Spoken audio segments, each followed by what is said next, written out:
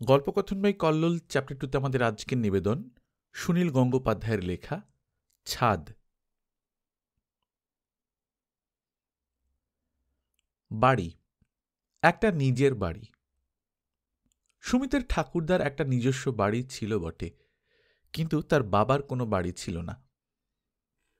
বাবার আমল থেকেই ওরা শিকড়হীন স্রোতের শ্যাওলার মতন কলকাতার নানান পাড়ায় ভাড়াটে হিসেবে কাটিয়েছে।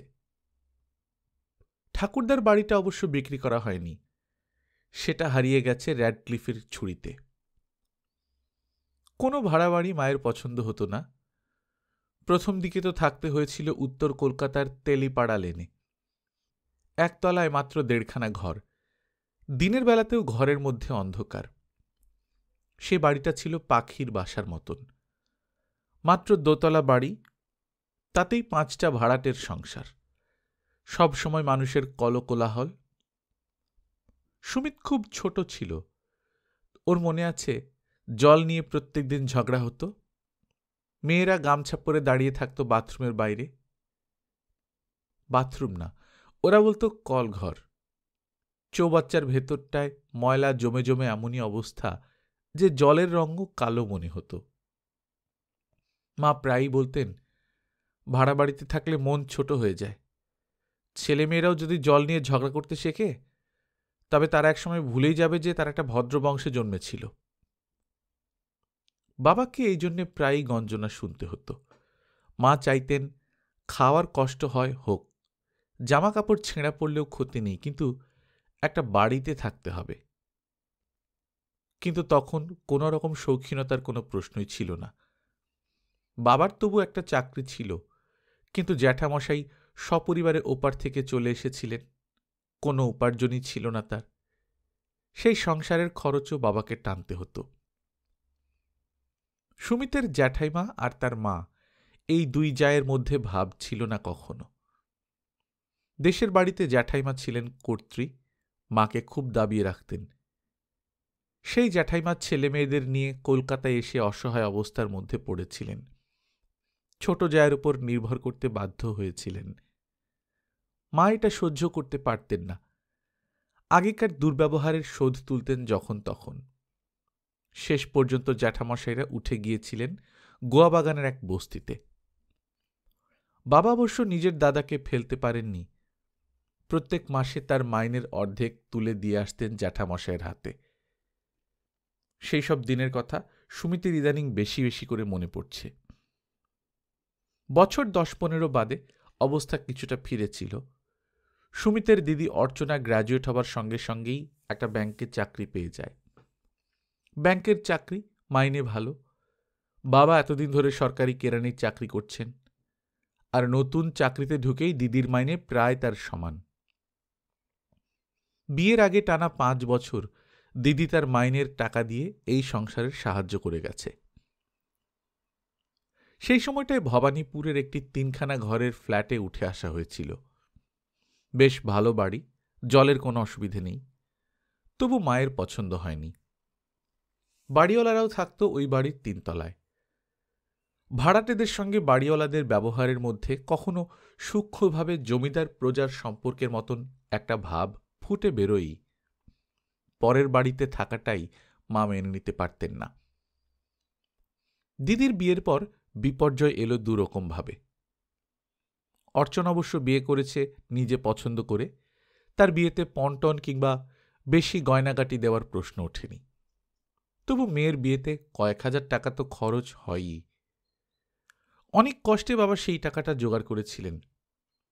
প্রতি মাসে কিছু ঋণ শোধের ব্যাপার ছিল। সংসার থেকে দিদির উপার্জনটাও বাদ হয়ে গেল। তখন ভবানীপুরের ওই বড় ফ্ল্যাটটার ভাড়ার টাকাটাও কষ্টকর মনে হতো। অর্চনা বিয়ের পরেও চাকরি ছাড়েনি, এবং সে তার মাইনের খানিকটা অংশ অন্তত বাপের বাড়ির জন্য দিতে চেয়েছিল। মা সরাসরি তা প্রত্যাখ্যান করেছেন। মেয়ের শ্বশুরবাড়ির কাছে কিছুতেই তিনি ছোট হতে পারবেন না। এর মধ্যেই মা আবার একটা জেদ ধরলেন। পাশের ফ্ল্যাটের এক মহিলার কাছ থেকে জানা গেল যে বারুইপুরে খুব সস্তায় জমি বিক্রি হচ্ছে। সেই মহিলারা সেখানে 1 বিঘে জমি কিনেছেন। সেখানে একটা বাড়ি বানিয়ে তারা শিগগির উঠে যাবেন। মা অমনি ধরে বসলেন, বাবাকেও ওখানে জমি কিনতে হবে। একেবারে অসম্ভব প্রস্তাব। বাবার হাতে কোনো টাকাই নেই, বরং রয়েছে ধার। এখন জমি কেনা নিছক দিবাস্বপ্নেই সম্ভব। মা তবু বেঁকে বসে রইলেন, কান্নাকাটি করলেন। শেষ পর্যন্ত বার করে দিলেন তার গয়না। এতদিনের অভাব আর টানাটানির মধ্যেও কি করে ওই গয়না বাঁচিয়ে রেখেছিলেন তা কে জানে। সেই গয়না বিক্রি করে বারুইপুরের কাছে কেনা হলো 4.5 কাঠা জমি। বেশ সস্তাই বলতে হবে, 3,000 টাকা করে কাঠা। কলকাতার মধ্যে জমির দাম আগুন। মধ্যবিত্তরা দ্রুত সরে যাচ্ছে মফস্বলের দিকে। জমি কেনার পরই মায়ের মেজাজ বেশ প্রসন্ন হয়ে গিয়েছিল। বাড়ি না থাক, তবু তো এক টুকরো জমির মালিক। পশ্চিম বাংলায় নিজস্ব একটা পা রাখার জায়গা। ঠিক হলো বাবার ধারটার একটু শোধ হলেই ভিত খুঁড়তে হবে ওই জমিতে।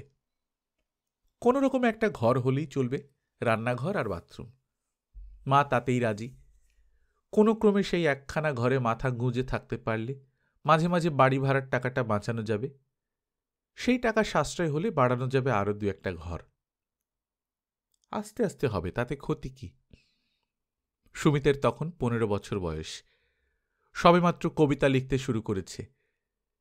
সে দেখত মাঝে মাঝেই রাত্রিরের দিকে বাবা আর তার মা তাদের কাল্পনিক বাড়ির নকশা নিয়ে আলোচনা করছেন।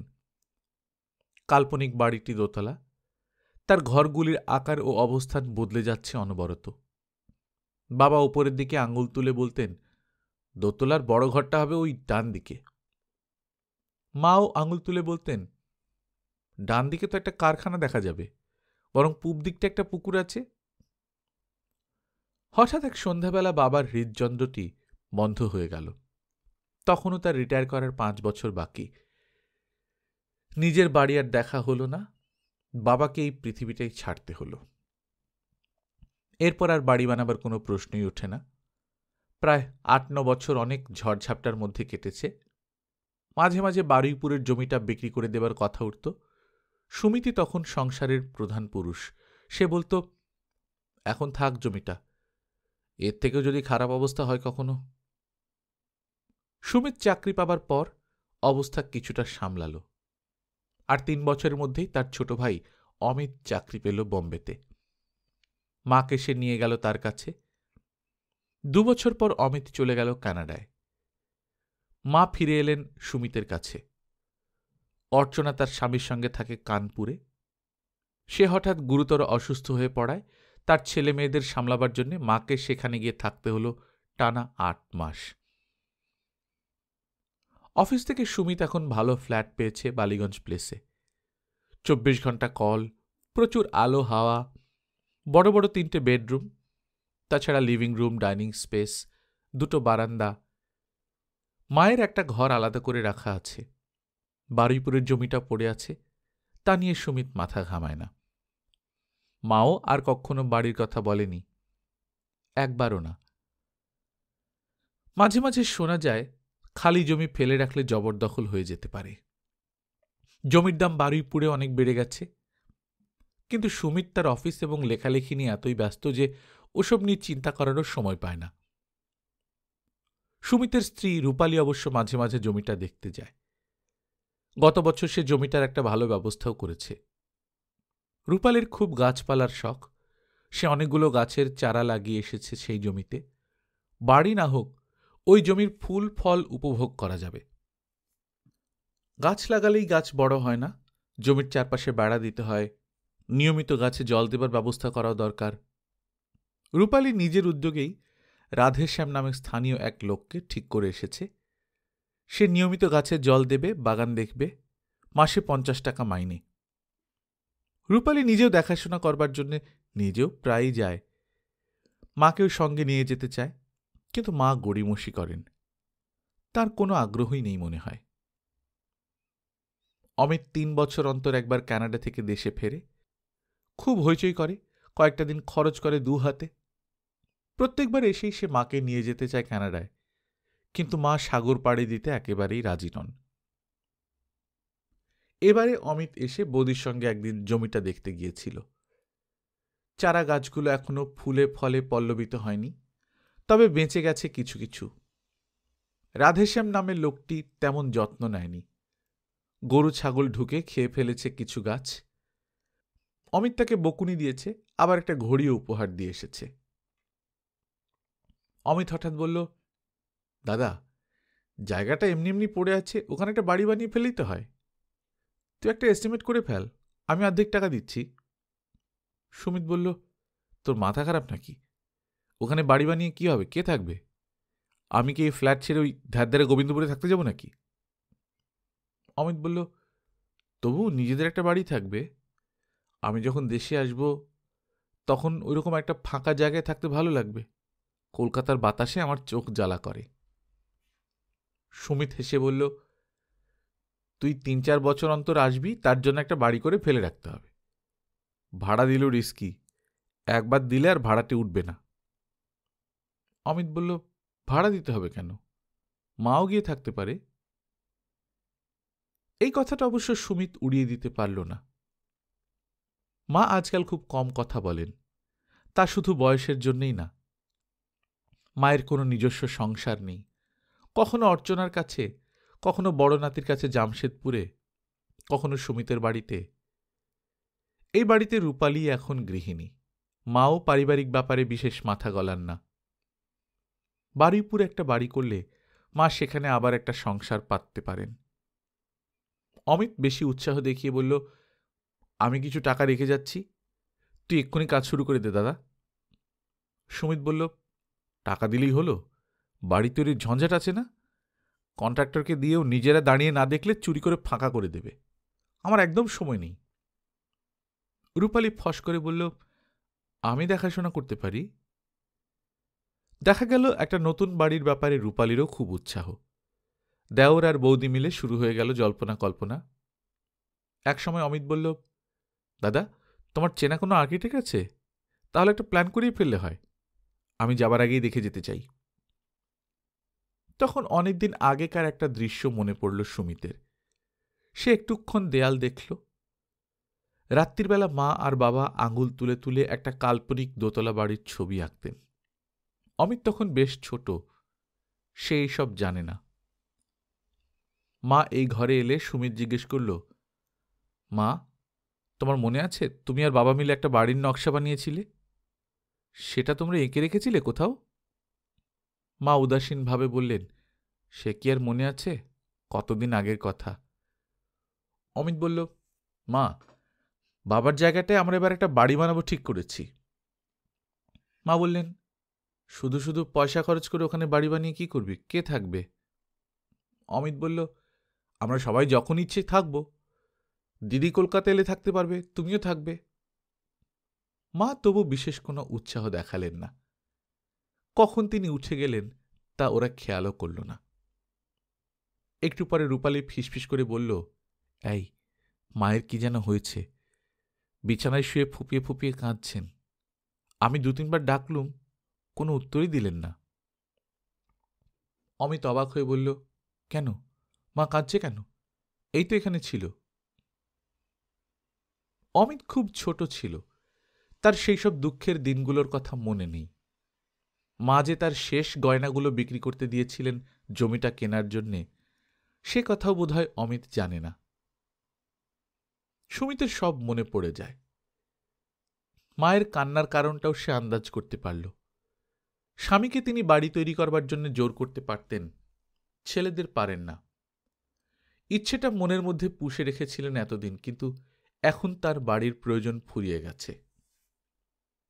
সুমিত গল্প উপন্যাস লেখে, তাতে অনেক মাতৃচরিত্র থাকে, কিন্তু নিজের মায়ের সঙ্গে তার যোগসূত্রটা ক্ষীণ হয়ে গেছে। আগের মতন সে মায়ের সামনে বসে প্রাণ খুলে গল্প করতে পারে না। অমিত থাকে বিদেশে, মায়ের সঙ্গে তার দেখা হয় খুব কম, তবু মায়ের সঙ্গে তারই বন্ধুত্ব বেশি। সে পাশের ঘরে ছুটে গিয়ে জড়িয়ে ধরল মাকে। অমিতের উৎসাহেই ২ সপ্তাহের মধ্যে একটা বাড়ির নীল নকশা তৈরি হয়ে গেল। অমিতের ফেরার ২ দিন আগে ভিত পুজো পর্যন্ত হয়ে গেল। ডলার ভাঙিয়ে গুচ্ছের টাকা সে রেখে গেল বৌদির কাছে। রূপালীর প্রধান নেশা রবীন্দ্রসঙ্গীত। সে রবীন্দ্রসঙ্গীত শিখছে অনেকদিন। মাঝে মাঝে দু একটা অনুষ্ঠানে মঞ্চে বসেও গান গায়। বাড়িতে সর্বক্ষণ রবীন্দ্রসঙ্গীতের ক্যাসেট বাজে। তার যে বাড়ি তৈরির ওপর এত আগ্রহ থাকতে পারে তা সুমিত আগে কখনো বুঝতে পারেনি। প্রত্যেক নারীর মধ্যেই বুঝি একটা নিজস্ব আকাঙ্ক্ষা থাকে। সুমিত নিজের কাজ নিয়ে ব্যস্ত থাকে, তবু তাকে প্রতিদিনই ইট বালি সিমেন্টের কথা শুনতে হয়। রূপালী তার এক মাসতুতো ভাইয়ের সাহায্য নিচ্ছে। ওরা দুজনে মিলে মিস্ত্রিদের কাজ তদারক করতে যায় প্রত্যেক দিনই। বাড়ি ফিরে সেই সব বিষয় নিয়ে আলোচনা করে। যেসব মিস্ত্রিদের চোখেও দেখেনি সুমিত, তাদের নাম এখন তার মুখস্থ। কোন মিস্ত্রি ফাঁকিবাজ আর কে খুব ভালো কাজ জানে অথচ প্রায় ডুব মারে, তাও সুমিত জানে। রাধেশ্যাম নামে যে লোকটিকে গাছে জল দেবার জন্য রাখা হয়েছিল, সে আর তার স্ত্রী সুবালা খুব গোলমাল করছে। কাজ কিছু করে না, কিন্তু প্রায়ই এটা সেটা চায়। তাদের ছেলেমেয়েরা এসে ঘুরঘুর করে। রূপালীকে এর মধ্যেই দুখানা শাড়ি ও বাচ্চাদের জন্য কয়েকটা প্যান্ট শার্ট দিতে হয়েছে। ওদের ছাড়ানোও যাচ্ছে না, এমন নাছোড়বান্দা। ছোট ভাই টাকা দিয়ে গেছে, সেই জন্য সুমিতকেও এখন টাকা জোগাড় করতে হচ্ছে। কিন্তু শুধু টাকা দিয়েও তো তার নিষ্কৃতি নেই। ইট সিমেন্টের কথা শুনতে শুনতেও কান ঝালাপালা হয়ে গেল। বাড়ির প্ল্যানও বদলাচ্ছে ঘন ঘন। রূপালী এখন মাকেও যুক্ত করে নিয়েছে। কয়েক মাস বাদে রূপালী একদিন বলল, এই শোনো, সামনের রবিবার তুমি কোনো কাজ রাখবে না, সেদিন তোমাকে বাড়ির ওখানে যেতে হবে। সুমিত আঁতকে উঠে বলল, সে কি, এর মধ্যে বাড়ি তৈরি হয়ে গেল, কমপ্লিট? রূপালী বলল, দেখ, তুমি কিচ্ছু বোঝো না। বাড়িটা কি আলাদিন বানাচ্ছে নাকি যে এত তাড়াতাড়ি হবে? জানলা দরজার এখন অর্ডার দিয়েছি। সুমিত বলল, তাহলে আমি এখন গিয়ে কি করব? সেদিন ছাদ ঢালাই হবে। তুমি তো বললে আমি বাড়ির কাজ কিছু বুঝি না। ছাদ ঢালাইয়ের সময় গিয়েই বা কি করব? সে তো শুনেছি অনেকক্ষণ লাগে। রূপালী বলল, ছাদ ঢালাইয়ের সময় থাকতে হয়, মিস্ত্রিদের মিষ্টি খাওয়াতে হয় সেদিন। বাড়ির লোকজন না থাকলে চলে? সুমিত হেসে উড়িয়ে দেবার চেষ্টা করলেও রূপালী জেদ ধরে বসে রইল। শেষ পর্যন্ত অভিমান করে বলল, বাড়ির জন্য আমি খেটে মরছি, গায়ের রং কালো হয়ে যাচ্ছে, আর তুমি একদিনও যেতে পারবে না? টাকা দিয়ে সব দায়িত্ব শেষ। শনিবার রাত্রিরে খুব ঝড় বৃষ্টি হয়ে গেল একচোট। রবিবার সকালেও আকাশ মেঘলা। এই সবই নাকি ভালো লক্ষণ। বৃষ্টির আগে ঢালাই শেষ হবে, তারপর বৃষ্টি নামলে ছাদ মজবুত হবে। সিমেন্টের ঢালাই 10-15 দিন এমনিতেই জলে ভিজিয়ে রাখতে হয়। সুমিত আর রূপালী যখন পৌঁছল, তার আগেই ঢালাইয়ের কাজ শুরু হয়ে গেছে। রূপালীর ভাই বিমল তদারকি করছে সব কিছুর। সিমেন্ট আর বালির মিশ্রণের পরিমাণ বিষয়ে তার টনটনে জ্ঞান আছে। বালিগুলো চালুনি দিয়ে ছেঁকে নেবার নির্দেশ দিচ্ছে সে মিস্ত্রিদের। আজ একসঙ্গে বেশ কয়েকজন মিস্ত্রি জোগাড়ে এসেছে। লাইন দিয়ে দাঁড়িয়েছে তারা। তলা থেকে তরল ঢালাইয়ের জিনিস ভরা পাত্র বাঁশের ভাড়া দিয়ে হাতে হাতে উঠে যাচ্ছে ওপরে। এরকমই চলতে লাগল। একঘেয়ে ব্যাপার। এখানে সুমিত কি করবে? একটা বারান্দা তৈরি হয়ে গেছে আগেই। খোলসটা খানিকটা সাফসুতরো করে সুমিত বসে বসে সিগারেট টানতে লাগল। একটা অন্যরকম অনুভূতি হচ্ছে ঠিকই। ভাড়া বাড়ি নয়, নিজস্ব বাড়ি, এতদিন পর। মাঝখানে কত কিছু ঘটে গেল। জমি কেনার সময়কার দিনগুলো বারবার মনে পড়েছে সুমিতের। বাবার অনেক আপত্তি ছিল। মায়ের গয়না বিক্রি করতে চাননি কিছুতেই। শেষ পর্যন্ত জমিটা যখন কেনা হলো, বাবা সত্যি খুশি হয়েছিলেন খুব। আনন্দ চেপে রাখতে পারলেন না। জমি কেনার পর বাড়ি বানাবার স্বপ্ন দেখতেও শুরু করেছিলেন। বাবা কষ্টই করে গেলেন সারাটা জীবন, কিছু উপভোগ করার সুযোগ পেলেন না। আজ তার ছোট ছেলে কানাডাতে বহু টাকা রোজগার করে, বড় ছেলেও মোটামুটি প্রতিষ্ঠিত। সেই সময় যদি একখানা ঘরেরও বাড়ি বানানো যেত, তাহলে যে তৃপ্তি ও সুখ পাওয়া যেত, তার সঙ্গে এখনকার অবস্থার তুলনাই হয় না। একজন স্ত্রীলোক মাথায় ঘোমটা টেনে সামনে এসে দাঁড়িয়ে নখ খুঁড়তে খুঁড়তে বলল, দাদাবাবু, একটা কথা বলবো? সুমিত অসহায় বোধ করল। এ আবার কি বলতে চায়? বাড়ির কোনো জিনিসপত্র যদি লাগে সে ব্যাপারে সে কিছুই বলতে পারবে না। সে ডাকল, রূপালি, বিমল। স্ত্রীলোকটি বলল, বৌদিকে আগেই বলেছি, আপনি যদি একটু শোনেন, আমরা এই জমির গাছে জল দিই। আমার নাম সুবালা। এর আগে দেখেনি একে সুমিত, তবু এই চরিত্রটি তার চেনা। রাধেশ্যামের বউ। এর পরনের শাড়িটা বেশ চেনা লাগছে, বোধহয় রূপালি দিয়েছে। সুমিত তার দিকে তাকিয়ে রইল। স্ত্রীলোকটি বলল, ঝড়ে আমাদের ঘরের ছাদ উড়ে গেছে, যদি কিছু সাহায্য দেন আমাদের, ছোট ছোট ছেলে মেয়ে আছে। সুমিত ঠিক শুনতে পায়নি, জিজ্ঞেস করল, কি বললে? স্ত্রীলোকটি বলল, আমাদের ঘরের ছাদ উড়ে গেছে দাদাবাবু। এখনও কথাটা বিশ্বাস হল না সুমিতের। এটা কি গল্প নাকি? তার নিজের বাড়ির ছাদ ঢালাইয়ের কাজ চলছে, বিকেলের মধ্যেই পাকা ছাদ তৈরি হয়ে যাবে, আর ঠিক এই সময় একজন বলছে তার বাড়ির ছাদ উড়ে গেছে। এটা বড্ড অতি নাটকীয়। এইরকম বিষয়বস্তু নিয়ে সুমিত নিজে কখনো গল্প লিখবে না, প্যাচ প্যাচে সেন্টিমেন্টাল ব্যাপার। ঠিক এই সময় রূপালি এসে উপস্থিত। সে বলল, কি হয়েছে সুবালা? সুবালা খানিকটা কুঁকড়ে গিয়ে বলল, দাদাবাবুকে আমাদের ঘরটার কথা বলছিলুম। রূপালি ধমক দিয়ে বলল, তোমাকে দিলাম যে 50 টাকা। সুবালা বলল, ওতে হবে না, যদি আর কিছু দেন।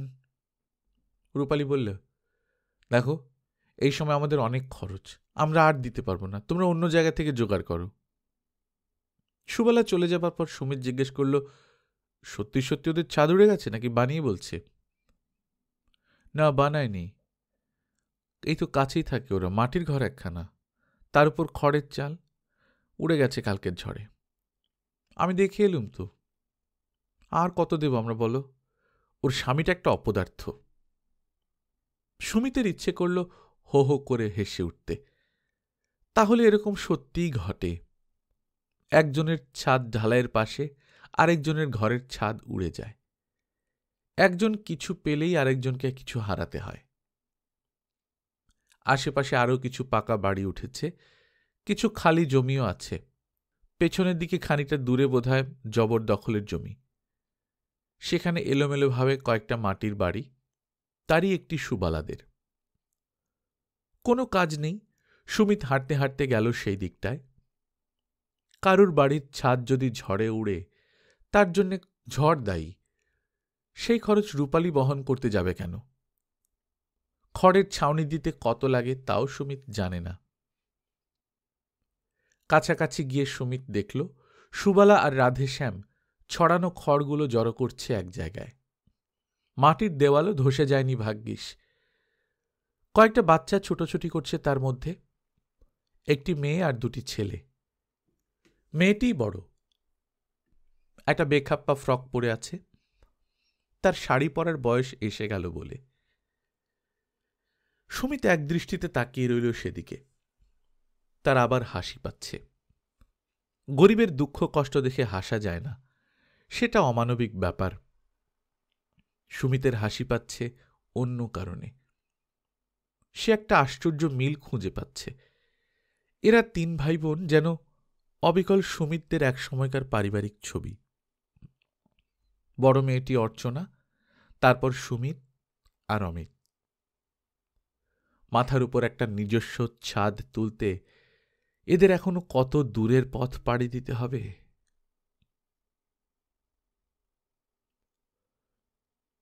গল্পকথন বাই কল্লোল চ্যাপ্টার 2 আপনারা শুনছিলেন সুনীল গঙ্গোপাধ্যায়ের লেখা ছাদ। আমরা নিয়মিত গল্প পাঠ করে শোনাচ্ছি। আপনারা যারা প্রথমবার মতো শুনছেন, কাইন্ডলি সাবস্ক্রাইব করে নেবেন। গল্প পাঠ ভালো লাগলে বন্ধুদের সঙ্গে শেয়ার করবেন।